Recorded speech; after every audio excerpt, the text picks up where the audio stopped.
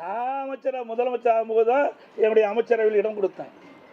நான் எழுதி கொடுத்து கையெழுத்து போட்ட பிறகு தான் கவர்னர் அதை அனுபவித்து அவரில் அந்த அமைச்சர் வாய்ப்பு கிடைக்கப்பட்டிருக்கு. வேறு மாவட்ட செயலாளராகவும் அம்மா இருக்கும்போது எடுத்துட்டாங்க.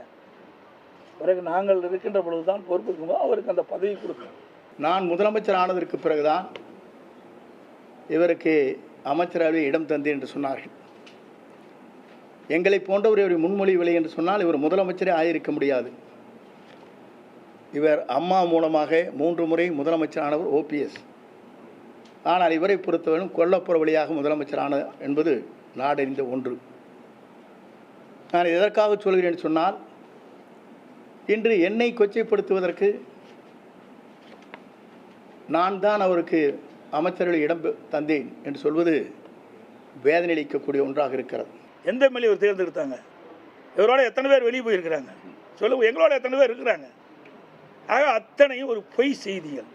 இவர் மாய உலகத்தை மக்களை உருவாக்கி அந்த பகுதியில் ஒரு சிற்றரசு போல நடந்துக்கிட்டு இருந்தார். இன்றைக்கு அந்த பகுதி மக்களுக்கு விடிவு காலம் பிறந்திருக்குது, சுதந்திரம் பெற்றிருக்குது.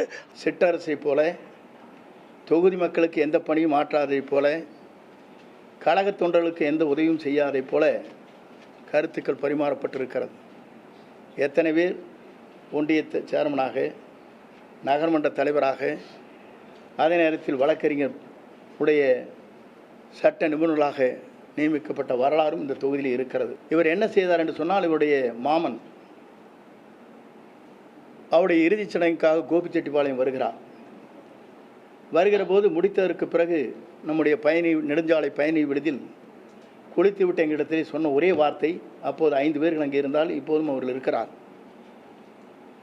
ஏன்னா எல்லா பணத்தையும் உங்கள் தொகுதியில் கொண்டு கொட்டிட்டீங்க போல் இருக்குது, ரோடெல்லாம் பார்த்தா நானே எடப்பாடியிலே இப்படி இல்லைன்னு சொன்னார்.